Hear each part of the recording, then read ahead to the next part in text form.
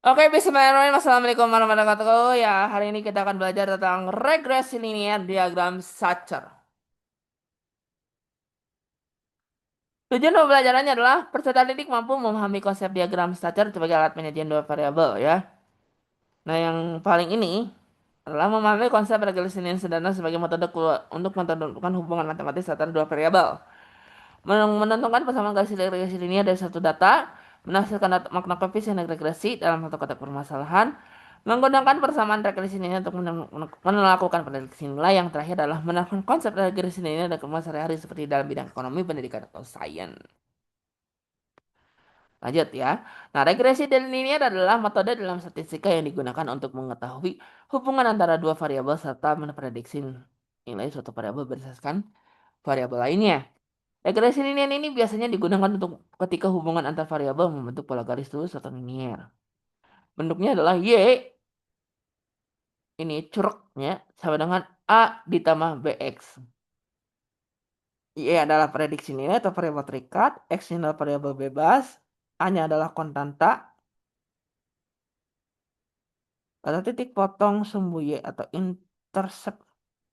B-nya adalah koefisien regresi atau kemiringan garis atau slope atau gradien. Nah, garis regresi ini ya, nah ini diagram ilustrasinya. Garis regresi adalah garis lurus yang menunjukkan pola hubungan antara variabel X dan Y. Nah, penjelasan sederhananya ini, regresi linier ya, membantu kita mencari garis terbaik di antara titik-titik dalam diagram Sacher. Garis ini disebut garis regresi. Garis regresi menunjukkan arah dan kekuatan hubungan antara dua variabel ya. Ciri-ciri regresi linier. Yang pertama, datanya dalam bentuk diagram Sacher. Yang kedua, pola titik-titik mendekati garis lurus. Yang ketiga, digunakan untuk prediksi. Nah, hubungannya ini bisa jadi positif atau garis naik, negatif atau garis turun. Ya, regresi linear ini digunakan untuk mengetahui hubungan antar variabel, membuat model matematika, dan juga melakukan prediksi berdasarkan data. Contohnya seperti hubungan jam belajar dengan nilai ujian, hubungan BYK dengan penjualan, hubungan tinggi badan dengan berat badan. Nah, salah satu dalam penyelesaian metode regresi ini adalah menggunakan metode kuadrat terkecil atau least squares method. Metode kuadrat terkecil adalah metode yang digunakan untuk menentukan garis regresi terbaik dengan cara meminimalkan jumlah kuadrat selisih atau error antara nilai sebenarnya dengan nilai prediksi. Artinya metode ini mencari garis yang paling mendekati dari semua titik pada diagram Sacher.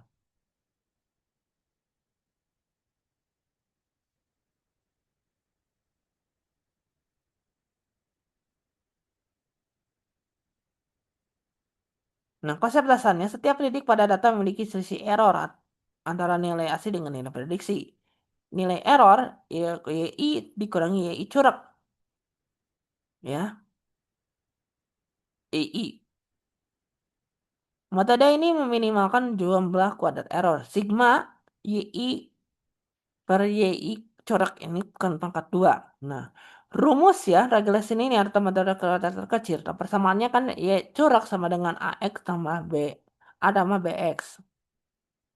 Nah, bagaimana cara mencari nilai A dan B-nya? Nah, nilai B ini adalah nilai kemiringan atau slope atau bisa disebut dengan gradien garis. Ya, karena gradien garis, ya kita udah belajar tentang konsep persamaan garis lurus dengan kalau jika koefisiennya variabelnya X, berarti koefisien dari X itu adalah gradien. Bagaimana cara cari gradiennya? Dengan cara N sigma XY dikurangi sigma X sigma Y per N sigma X kuadrat dikurangi X sigma X dikuadratkan.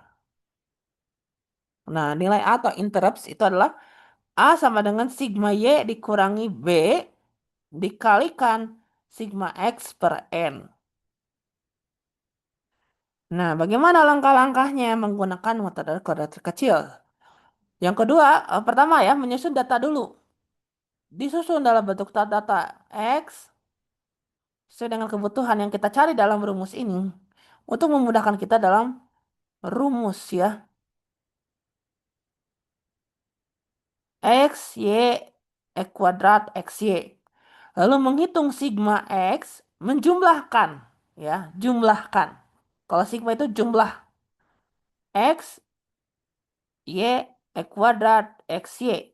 Lalu menghitung B, lalu menghitung B menggunakan rumus, menghitung A menggunakan rumus. Jika sudah diketahui nilai B dan A, menyusun persamaan regresi. Y sama dengan A, E tambah BX. Yang keenam, menggunakan persamaan untuk prediksi. Kita ke contoh ya. Nah, diketahui datanya begini.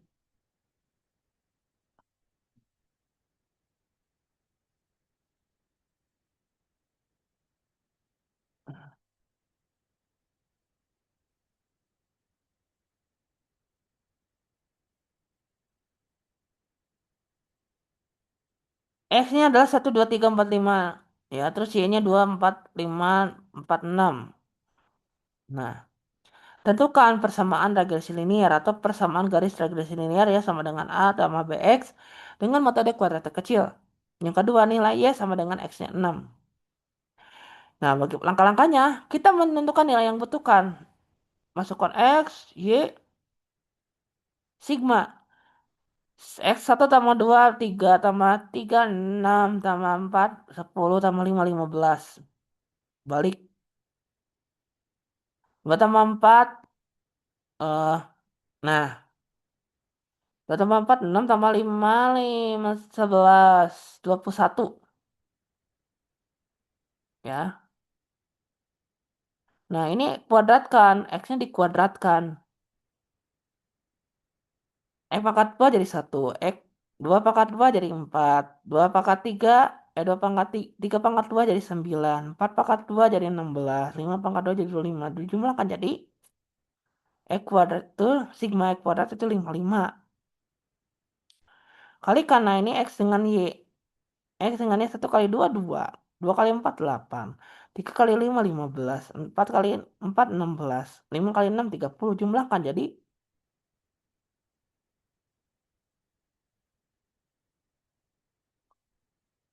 2 tambah 8, 10 ya.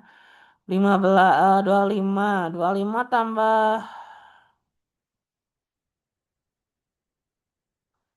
tambah 16,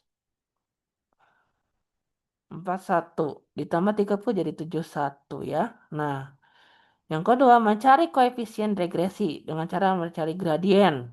N, nah, ada berapa data di sini? N itu adalah jumlah data ya.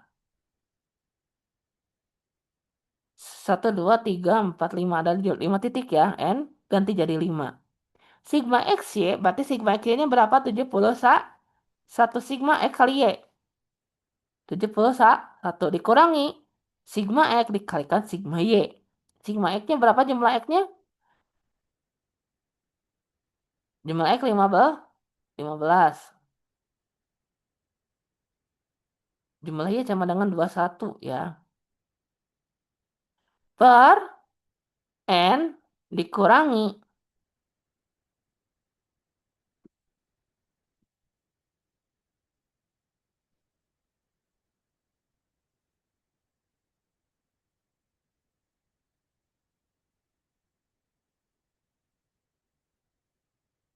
sigma X pangkat 2 pangkat 2 itu 55 ya.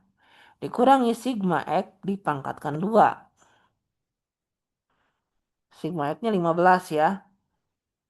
Nah, terus sama dengan 5 kali 71 dikurangi 15 kali 21 per 5 kali 55 dikurangi 15 pangkat 2. Sama dengan 355. 5 kali 21 itu 355.